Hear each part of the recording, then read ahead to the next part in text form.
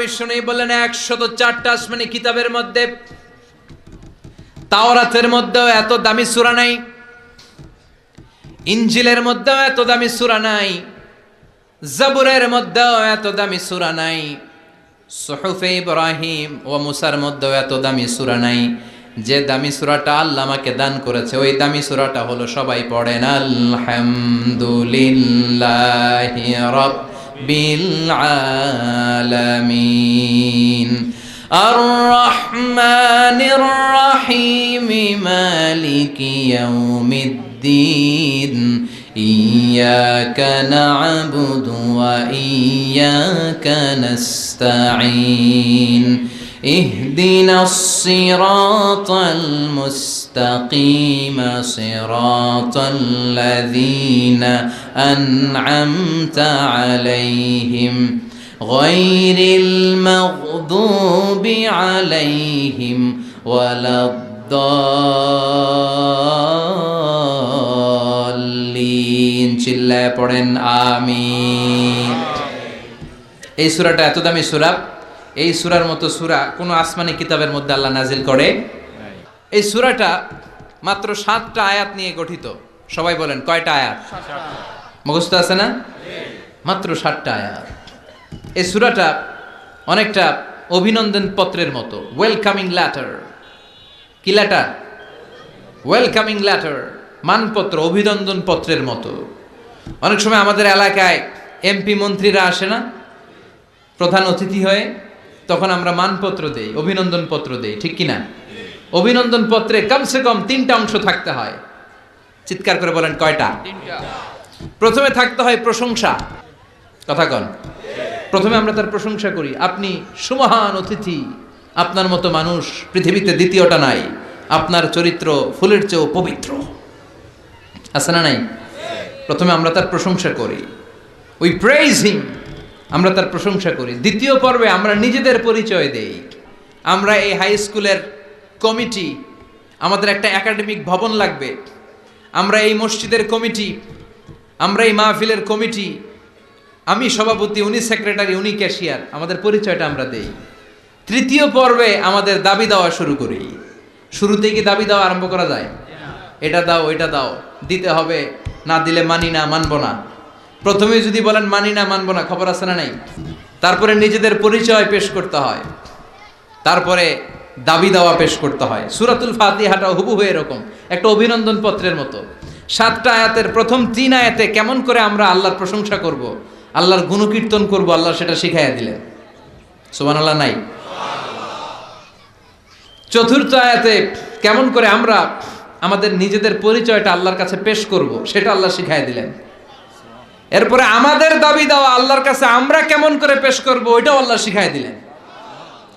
তাহলে প্রথম 3টা আয়াতে আল্লাহ তাআলার প্রশংসা কেমন করে করতে হয় আল্লাহ শিখালেন। চতুর্থ আয়াতে কেমন করে আমাদের পরিচয়টুকু আল্লাহর কাছে পেশ করব আল্লাহ সেটাও শিখাইয়ে দিলেন। শেষের 3টা আয়াতে কি দাবি দেওয়া আমাদের পেশ করা দরকার আমাদের চেয়ে ভালো জানে কে? কেউ যেটা জানে না জানে কে? আমরা আমাদেরকে যত ভালোবাসি, আমাদেরকে আমাদের চাইতেও বেশি ভালোবাসে কে? সুবহানাল্লাহ। বাড়িতে গিয়ে কইন, আপনি আপনারে যত ভালোবাসেন আল্লাহ তাআলা আপনার চাইতেও আপনারে বেশি ভালোবাসে। আল্লাহু আকবার। প্রথম 3 আয়াতে প্রশংসা বাণী, চতুর্থ আয়াতে নিজেদের পরিচয়, পঞ্চম, ষষ্ঠ এবং সপ্তম আয়াতে কেমন করে দাবি দাওয়া পেশ করব সব শিখায়া দিলেন কে? এই সূরাতুল ফাতিহা এটা কিন্তু আল্লাহর সাথে আমাদের কনভারসেশন বুঝেন তো, কথোপকথন, ডায়ালগ। আমরা তো গড়গড় করে পড়ে শুধু সামনে আগাই, আসলে পড়াটা এমন নয়। সূরাতুল ফাতিহা যখন পড়ি এই 7টা আয়াত পড়ার সাথে সাথে আল্লাহ তাআলা আমাদের সাথে কথা বলেন। আমরা যখন বলি আলহামদুলিল্লাহি রাব্বিল আলামিন তখন আল্লাহ আমাদের সাথে কথা বলেন। আমরা যখন বলি আর রহমানির রহিম তখনও তিনি কথা বলেন। তার মানে প্রতিটা বাক্যের উত্তর আল্লাহর পক্ষ থেকে আছে না নাই? আমরা যখন পড়ি আলহামদুলিল্লাহি রাব্বিল আলামিন, আল্লাহ ফেরেশতাদের ডেকে বলে হামিদানি আব্দি, নজর করে দেখ আমার বান্দা আমার প্রশংসা শুরু করে দিয়েছে। আল্লাহু আকবার। তোদেরকে বলেছিলাম ইন্নী জাইলুন ফিল আরদি খলিফা, আমি দুনিয়ার বুকে মানুষ বানাবো। তোরা বলেছিলি মানুষ বানিয়ে লাভ নাই, আমরাই তো ভালো, আমরাই তো ভালো। কেন আপনি মানুষ বানাবেন? মানুষ দুনিয়াতে মারামারি করবে, কাটাকাটি করবে, রক্তপাত করবে, কিলাকিলি করবে, হরতাল দিবে। হরতাল আছে না নাই? কিলাকিলি আছে না নাই? গদিলে টানাটানি আছে না নাই? মানুষ তো রক্তপাত করবে। আল্লাহ মানুষ কেন, আমরাই তো ভালো। আল্লাহ বলেছিলেন ইন্নী আ'লামু মা লা তা'লামুন, আমি যেটা জানি তোরা সেটা জানিস না। চিৎকার করে বলেন ঠিক কিনা? তো ফেরেশতাদেরকে দেখানোর জন্য আল্লাহ বলবেন হামিদানি আব্দি, দেখ তোরা মানুষ বানাতে নিষেধ করেছিলি, নজর করে দেখ আমার বান্দা আমার প্রশংসা গাওয়া শুরু করে দিয়েছে। এরপর আমরা যখন বলি আর রহমানির রাহিম, আপনি দয়ালু, আপনি মেহেরবান, আল্লাহ বলে নজর করে দেখ আসনা আলাইয়া আবদি, আমার বান্দা আমার গুণকীর্তন করা শুরু করেছে। আমরা যখন পড়ি মালিক ইয়াউমিদ্দিন, আল্লাহ সাথে সাথে বলে দেয় মাজ্জাদানি আবদি, আমার বান্দা আমার মর্যাদার বর্ণনা দিয়েছে। সুবহানাল্লাহ। এরপর আমরা যখন বলি ইয়্যাকা না'বুদু ওয়া ইয়্যাকা নাস্তাঈন, আল্লাহ বলে হাযা বাইনি ওয়া বাইনা আবদি, এই কথাটা আমার বান্দার সাথে সম্পৃক্ত, এটা আমার আর আমার গোলামের ব্যাপার। এত চমৎকার কথা আমার বান্দা বলেছে, আমি আমার বান্দার উপর এত খুশি হয়েছি, এখন আমার বান্দা আমার কাছে যা চাইবে তাই দিয়ে দেব। এভাবে কনভারসেশন হয়। আমরাও বলি, আল্লাহও বলে, আমরা বলি উনি শোনেন, উনি বললে আমরা শুনি। এরকম একটা ফিলিংস আমাদের অন্তরের ভেতরে থাকার দরকার আছে না নাই? 7টা বাক্য, শুধুমাত্র কেবলমাত্র কয়টা বাক্য? 7টা। চিল্লায় বলেন। 7টা। সালাতের মধ্যে আমাদের অনেকের মনোযোগ থাকে না। একটা অভিযোগ অনেকের আছে না নাই? যে হুজুর অনেক চেষ্টা করে মনটারে ধরে রাখতে পারে না, মন একবার এদিকে যায়, আরেকবার ওদিকে যায়, একবার ডানে একটা বায়ে। মনকে আরবিতে বলে কলব। চিল্লায় বলেন মনকে আরবিতে কি বলে? কলব শব্দের অর্থ হচ্ছে নাড়াচাড়া করে, যেটা পরিবর্তন হয়। পৃথিবীতে সবচাইতে নাড়াচাড়া করে যে জিনিসটা এদিকে দিকে ছোটে, ওটা হচ্ছে মন। ওটা কি? পাগল মোহন, মোহন রে মন কেন এত কথা বলে। কত কথা কয় এই মন, কত দিকে যায় এই মন। এখন আমার মন আছে এখানে, একটু পরে ছুটছে ঢাকা, এরপরে সৌদি, এরপরে আমেরিকা। পাসপোর্ট ভিসা কিছু লাগছে? কথা কন। এটা খুব দ্রুত ছুটে চলে যেতে পারে, এজন্য এটাকে ধরে রাখতে হয়। নামাজের মধ্যে যদি মনটারে ধরে রাখতে হয়, কি কি পড়তেছেন অর্থ জানার দরকার আছে না নাই? আসুন আজকের এই তাফসির মাহফিলে অন্তত প্রতিদিন সূরাতুল ফাতিহার মধ্যে যে 7টা আয়াত আমরা পড়ি, এগুলোর অর্থ জেনে যাই, কি বলে আল্লাহর প্রশংসা করি, জানার দরকার আছে না নাই? আসুন মনোযোগ দিয়ে একটু শিখার চেষ্টা করি। প্রথম আয়াতে আল্লাহ বলছেন আলহামদুলিল্লাহি রাব্বিল আলামিন, সকল প্রশংসা বহুমাত্রিক জগতের প্রতিপালক আল্লাহ তাআলার জন্য। সুবহানাল্লাহ পড়েন।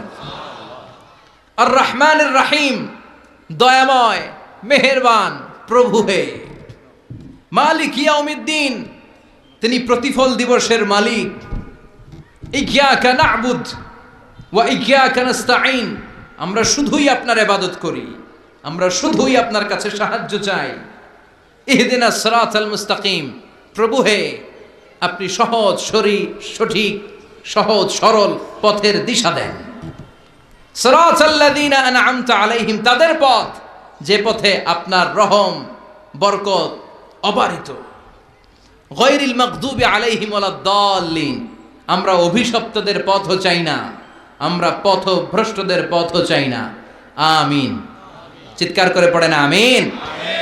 তার মানে প্রথমে কি করে প্রশংসা করব আল্লাহ শিখালেন, পড়েন আলহামদুলিল্লাহি রাব্বিল আলামিন, সকল প্রশংসার মালিক বহুমাত্রিক জগতের পালনকর্তা আল্লাহর জন্য। প্রশংসা কার জন্য? আল্লাহর জন্য। চিৎকার করে বলেন প্রশংসা কার? আল্লাহ। প্রথম শব্দটা হচ্ছে আলহামদু। প্রথম শব্দটা কি? হামদুন মানে প্রশংসা। আওয়াজ করে জবাব দিতে হবে মুসলমান, হামদুন মানে কি? প্রশংসা। প্রশংসার মালিক কে? আল্লাহ। এক সাহাবী নিজ থেকে মনে মনে নিজের ইচ্ছায় ভেতর থেকে আল্লাহর 4টা তাসবিহ বানায় ফেলছে। ওই 4টা তাসবির প্রথম তাসবিহটা ছিল এই হামদ শব্দ থেকে নেয়া, মানে হামদান মানে কি? কাসীরান তাইয়িবান মুবারাকান ফি। বিশ্বনবী নামাজ পড়াচ্ছেন, রুকু থেকে উঠলেন, সামি আল্লাহু লিমান হামিদা, পেছন থেকে সাহাবারা পড়ল রব্বানা। আরেকজন সাহাবী অতিরিক্ত বাড়িয়ে পড়ল, হামদান কাসীরান তাইয়িবান মুবারাকান ফি। 4টা তাসবিহ বাড়িয়ে পড়েছে, চিৎকার করে বলতে হবে কয়টা?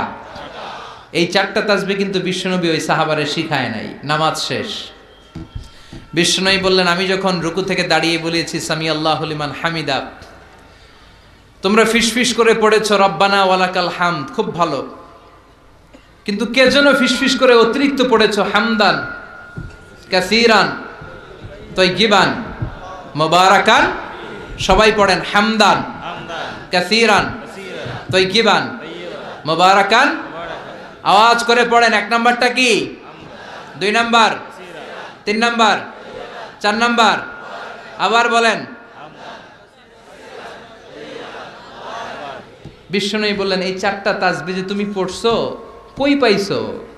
মিন আইনা ওয়াজাত্তা হাযিহি তাসবিহাত, এই তাসবিহগুলো কই পেয়েছো? আমি তো শিখাই নাই। কে পড়েছো এই তাসবিহটা? দাঁড়াও। কেউ দাঁড়ায় না, ডানে বায়ে সামনে পেছনে কেউ দাঁড়ায় না। বিশ্বনবী অভয় দিলেন, বললেন, আমি কিছু বলবো না, কে পড়েছো দাঁড়াও। এক সাহাবী দাঁড়িয়ে বলল, ইয়া রাসূলুল্লাহ, আমি পড়েছি, আমাকে মাফ করে দেন। সুবহানাল্লাহ পড়ো।